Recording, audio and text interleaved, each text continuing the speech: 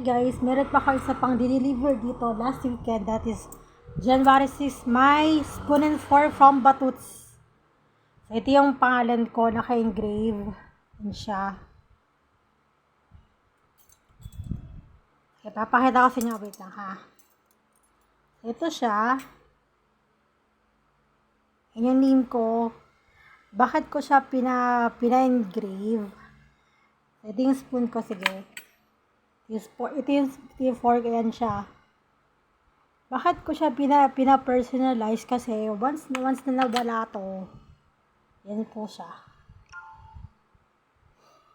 Once nawala yun, once na nawala to, at least merong ownership.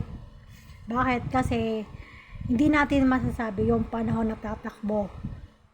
Okay, di natin masabi ano pa yung posibleng mangyari pa. Kasi alam nyo naman ngayon, mahirap na din ngayon. Yung iba dyan for sure na bumibili ng ganon, ng personalized na spoon and fork. For very good. This is 185 pesos na binili ko sa Shopee. Yan siya. 185 po sa bato sa Shopee ko yung binili. Kasi alam nyo kung ba't ako na-encourage na bumili. Dahil once and foremost, at least makakaiwas ako sa sakit. Kasi alam naman ngayon, may mga iba nataas na naman ng cases ng COVID. Mas maganda na yun, nag-iingat tayo lahat. Maski ako. Kasi hindi ko rin masasabi, baka mamaya tamaan din ako. Okay? Tamaan din ako, magkaroon din ako. Hirap magkasakit sa mga panahon na to. Sobrang hirap na. Kasi, mas maganda yung you have your own. Kaya ako bumili ng sarili kong spoon and fork na personalized kasi. Kasi nowadays, yung mga fast food chains, meron silang mga wooden spoon and fork na pinoprovide. Yun po yung totoo doon. So yan yung reason ko kung bakit ako bumili ng ganun.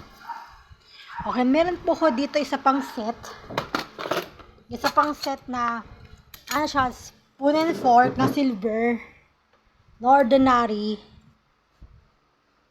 Ito siya. At saka metal straws na set. Ginili ko to sa Lazada. Siguro mga 129 pesos po siya. Yun yung price. Kaya ako bumili nito kasi gusto ko din maprotektahan yung sarili ko. Yun yung totoo. Gusto ko maprotektahan yun kasi mahirap na makahawa ng sakit sa mga panahon na to. Kasi malay mo yung tao meron pala. So mas maganda na you have your own utensils anywhere you go. So anywhere you go, kasi mas maganda yung protected ka. So ito po kasi, ito po is nasa loob siya ng bag ko. Hindi na siya nawawala pa. Bakit po? Kasi mas maganda yung anytime na bibili ako ng drinks, meron akong dala-dala. Bakit magtatanong kung bakit meron akong pangalan sa number, if case na mawala ko po, makakontak nila ako na madali. Diba? Ito siya. Yan yung maganda dan. Kasi doon sa isa dito, wala pa siyang name ko. Yan yung totoo. Kaya yung isang lalagyan na may lamang metal straws at spoon and fork kasi, kaya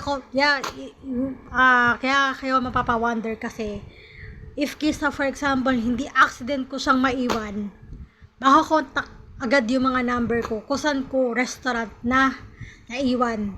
Kasi syempre, di natin maiwasan na careless tayong lahat. Di na maiiwasan yun.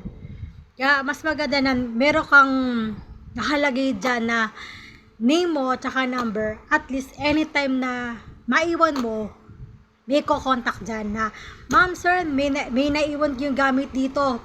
Parang metal straws nyo ata to. Diba? Mas maganda yung ganon. Kaya, mas maganda na wag na tayo ma-blame na mas kasino. Kaya wag yung mataka kung bakit puro spoon and fork and metal straws kasi As I said na mahirap po makahawa ng sakit sa mga panahon na to. Nag-iingat lang din po ako kasi ayoko pong maging pabigat sa mga loved ones ko. Kaya napansin nyo, yung itong dalawang set na to ay ito yung first na makita nyo sa what's in my bag ko. Okay? Ito yung nasa loob ng bag ko. Ito kasi, yun yung nga kanina, ganda ng colors purple. So, yun po yun. Diba? So, guys, mas maganda na may sarili kayong metal straws. Kasi anytime na pupunta kayo sa mga milk tea shop, at least meron kayong personal na inyo. Kasi uuwi kayo dito, may dala kayong plastic straws. Tapos, pakalat-kalat lang sa bahay. Kamusta naman ng bahay nyo? Napaka-messy, diba? So, mas maganda yung you have your own. You have your own metal straws. You have your own spoon and fork. Maganda yon. Okay, kasi at least pag uwi mo ng bahay, madali siyang mahugasan kasi alam mo, galing mismo sa'yo. Walang at least alam mo sa sarili mo na ikaw lang nakagamit. Diba? So, that's all for today. Unboxing, ito yung mga nasa what's in my bag ko. Thank you. See ya.